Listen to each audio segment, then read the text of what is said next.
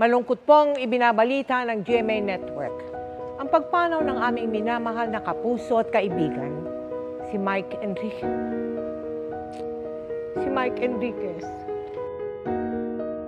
Alam mo ba na may 7 milyong Pinoy ang may CKD? Kada oras may isang Pinoy na nagkakaroon ng chronic kidney disease. Kung may kakilala kang may kidney problem, panoorin mo ito. Hi guys! For those who are new here, this is Surge On. In here, we're going to talk about everything surgical. Lahat ng sakit na kailangan ng opera. So this is Maritas Files, where we talk about surgical diseases of your celebrities. For our 4th Maritas File, pag-uusapan natin ang sakit ni Sir Mike Enriquez. Well, this man needs no introduction. One way or another, ginising tayo ng boses si Sir Mike sa radyo. Or naghapunan tayo kasabay ng boses niya sa gabi. Pero konting intro lang muna and let's meet our patient.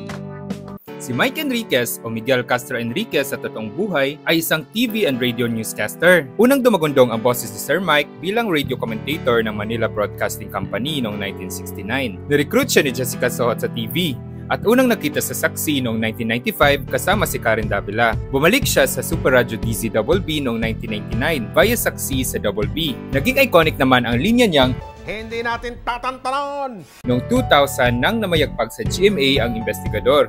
Simula 2004, naging bahagi ito ng kakasimula pa lamang noong 24 oras kasama si Mel Chanco. Si Mike ay tinuturing isa sa 6 pillars ng GMA News and Public Affairs at isa sa pinagkakatiwalaang mamamahayag sa Pilipinas. Kuyang naka-medical leave. Ginagamot ang aking kidney at ako po ay nakataktang sumailalim sa operasyon sa puso. Noong 2018, nag-medical leave si Mike para sumailalim sa heart bypass surgery dahil sa 4 na baradong ugat sa puso. Dala na rin ang komplikasyon ng sakit niyang diabetes. Bumalik siya sa 24 oras, makalipas ang 3 buwan. December 2021 naman nang mag-medical leave ulit siya para sumailalim naman sa kidney transplant dahil sa renal failure, dala na rin ang diabetes. Mga kapuso, may magbabalik. Muli nating makakasama ang namiss ng lahat, ako lalo na kami dito sa 24 oras, ang nag-iisang Mike Enriquez. Bumalik siya pansamantala sa 24 oras pero kalaunan ay nag-leave ulit para tutukan ang dialysis niya. Sadly, pumanaw si Sir Mike nang inatake siya sa puso while undergoing dialysis. Last August 29 sa edad na 71. Mga kapuso, uuwi na po ako. So first, let's break it down.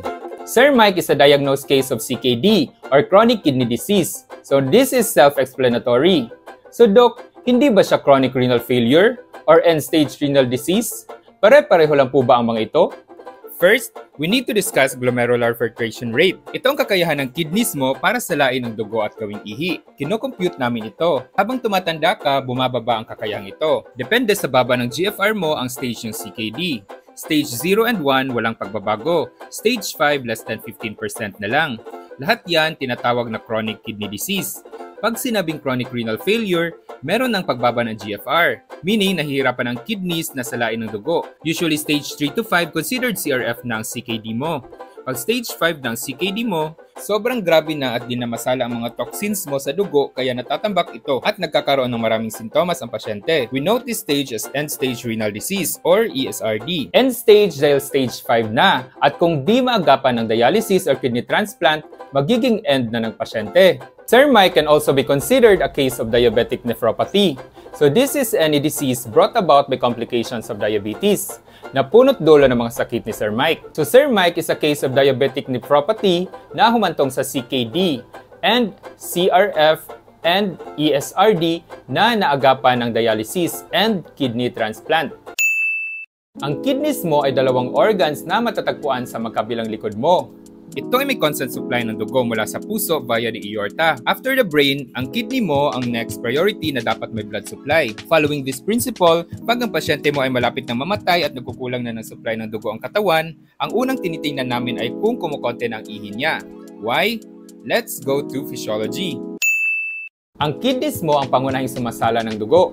Sinasala nito ang mga toxins sa dugo at nilalabas ito sa katawan bilang ihi through very small blood vessels known as glomeruli. Ang mga toxins ito include protein byproducts mula sa kinain mong karne at lamang loob. Nilalabas ito bilang urea at creatinine sa ihi.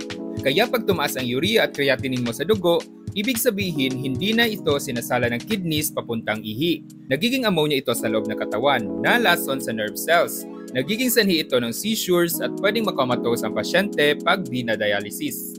So Doc, paano naging cause ng kidney failure and diabetes? Well, this is a very long topic that demands a separate discussion. Pero to make it really simple, ang taong may diabetes, maraming magiging komplikasyon. Increase ang glucose sa dugo. Isipin mo na lang na nakatambak sa dugo ang asukal mo. Nagiging malapot ang dugo. Hindi ito makadaloy ng maayos. Unang naapektuhan dito ang very small blood vessels. Una na dyan ang glomeruli ng kidneys mo. Hindi nasasala ng maayos ang dugo, nagko-congest at walang nutrisyon at oxygen kaya unti-unting namamatay ang kidneys. This is diabetic nephropathy. Aside sa kidneys, iba pang may maliit na ugat include your brain, your heart, mga mata, malayong ugat gaya ng sa paa. Kaya hindi gumagaling ang sugat ng mga may diabetes kasi hindi inaabot ng oxygen at nutrients. Sobrang hindi ako makahinga. Ito po ang itsura ng baga nyo. Puti. Lunod na sa tubig. Kaya kayo hindi makahinga, sabing gano'n. So kailangan natin tanggalin yan. So ang chief complaint ni Sir Mike ay ang kanyang hirap sa paghinga. Nasabi din niya na lunod na siya sa tubig. So kailangan natin tanggalin yan. At isang paraan dyan, dialysis. Tapos yung kidney ko pala ay wala na, borak na. So it's important to note na known diabetic si Sir Mike at matagal na siyang nag-i-insulin injection. So ang natambak na tubig sa baga niya is most likely a complication of his diabetes. Pwedeng sa puso na hirap mag-pump ng dugo or ng kidneys na hirap iihi ang sobrang tubig. Tapos sabi naman ng doktor ko sa puso, Mike, may 4 kang bara. Kailangan ka i-bypass. Since alam niya na ang sakit niya, most likely constant ang check-ups ni Sir Mike sa mga doktor niya. Most likely, nagpatudi-echo ng cardiologist niya, kaya nakita ang bara niya sa puso. Kaya eventually, he underwent bypass procedure. So we won't deal much with this bypass procedure kasi may isa pa tayong pagmamaritisan in the future na binaypass din. So abangan next time ang sakit ni Garda Versosa, myocardial infarction or heart attack. So fun fact, ang cardiologist si Sir Mike ay ang tatay ng partner niyang si Vicky Morales. Ang diabetes ang kadalasang dahilan ng CKD, namamana ang diabetes. So I'm not sure kung type 1 or type 2 diabetes ang sakit ni Sir Mike, pero he mentioned in one of his interviews na namana niya ang sakit niya mula sa tatay niya. Can you tell us more about this kidney condition? Namana ko to sa tatay ko kaya kailangan ng regular na paggamot. So it could be any of the two. Pwede rin itong dahil sa infeksyon or UTI, high blood, mga immune diseases, or mga cysts sa kidney. Ang dami pong komplikasyon ng diabetes, kaya buong katawan ang kailangan ipalaboratory. Kung kidney ang pag-uusapan, importante dyan ang urea at creatinine levels sa dugo. Kailangan natin ito para makompute ang GFR ng pasyente, para malaman natin kung gaano kagrabe ang pinsala sa bato ng pasyente. For staging, anemic din ang pasyenteng may CKD kasi tumutulong ang kidneys mo sa pagmamanufacture ng red blood cells. Kaya pinapa-CBC din namin sila. Nagiging acidic din ang dugo ng mga pasyenteng may kidney failure. Kaya minomonitor din ang acidity level sa dugo. Usually may problema din sa puso ang may CKD. Kaya pinapa-ultrasound din ito para makita kung may bara. Yun nga, present kay Sir Mike. Usually heart diseases ang mas delikado kaysa sa kidney problem. Yung sa puso naman ay kailangan ng heart bypass kung tawagin ng mga doktor. Yung sasagawang operasyon, bypass operation, napaka-common Pangkaraniwan na lang ngayon yun. Kaya sabi ng mga doktor, makakabalik ako sa aking normal na mga aktibidad. Same sa case ni Sir Mike. Inoperahan mo na siya sa puso many years before siya nag-kidney transplant. Pinapa-ultrasound namin ang kidneys at makikita dito na ang kidneys mo na may CKD lumiliit. Pero ang definite diagnosis talaga is biopsy ng kidney, which hindi na masyadong ginagawa dahil mas lalo pang nasusugat at nadadamage ang kidney mo.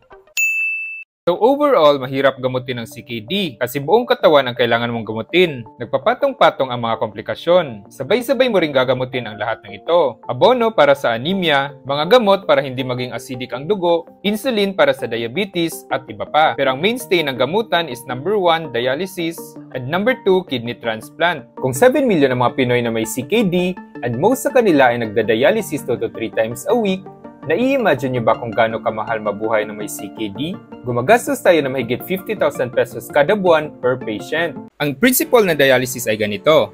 Ang masina magiging kidney mo na magsasala ng dugo at ibabalik ang malinis na dugo pabalik sa katawan. Of course, hindi ito perpekto at hindi kayang i-dialysis ang dugo 24/7, which is what normally happens with our kidneys. Kaya over time, may damage pa rin na nangyayari.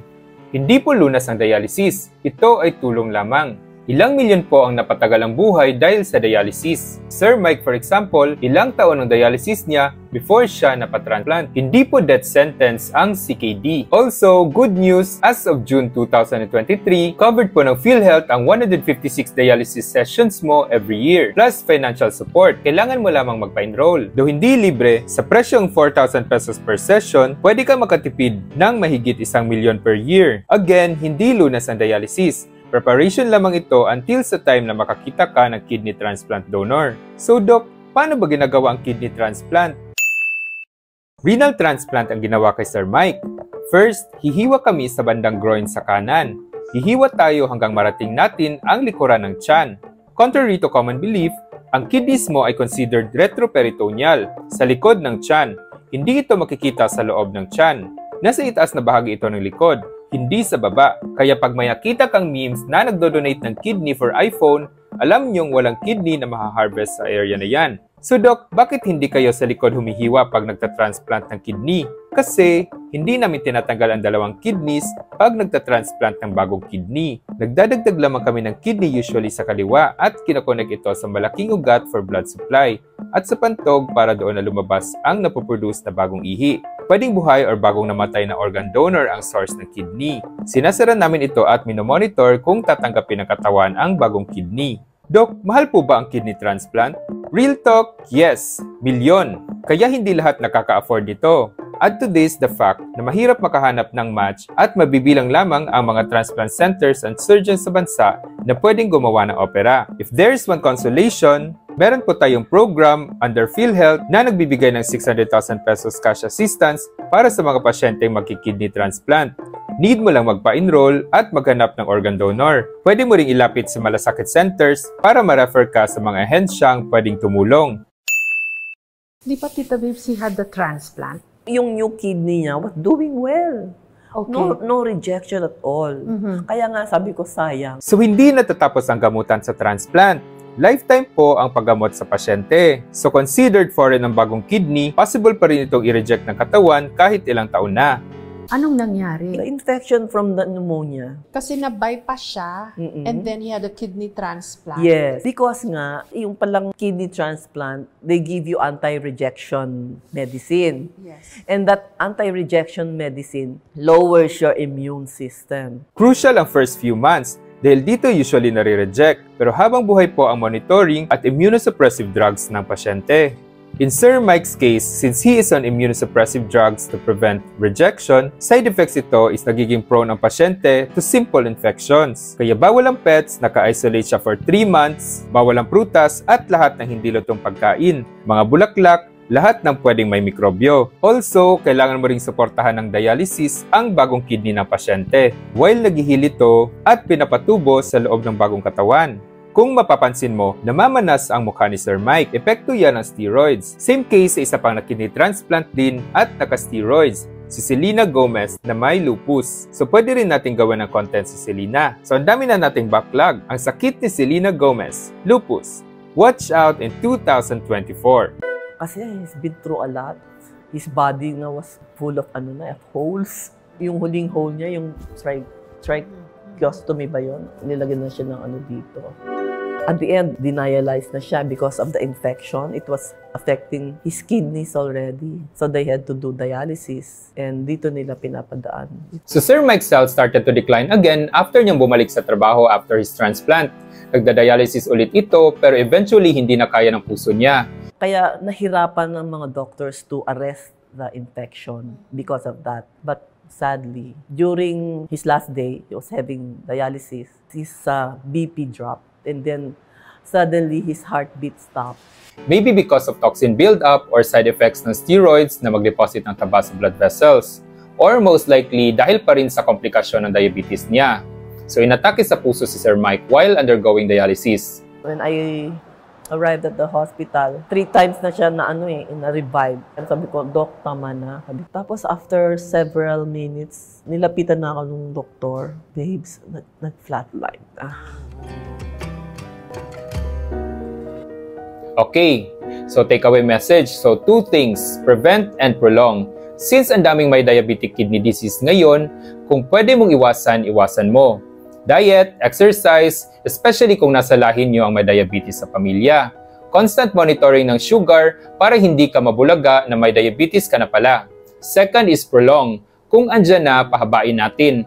Diabetes is not a death sentence. Kaya siya tinawag na chronic kasi may oras ka pa. Lahat tayo namamatay, may diabetes man o wala.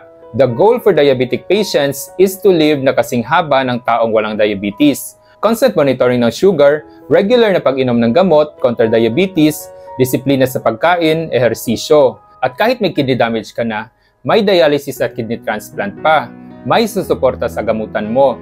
You just need to look into the right places. So take a look at Sir Mike, Gary V, Jaya, Nadine Samonte, ang daming diabetic na hindi pinahina ng sakit nila. Accept the condition and create a game plan. You will eventually lose the fight, but stay in the game for as long as you can. Give diabetes a hard time. So that's it for today's episode of Maritas Files. See you again next week for another meaty surgical chismis. Till next time, surge on guys!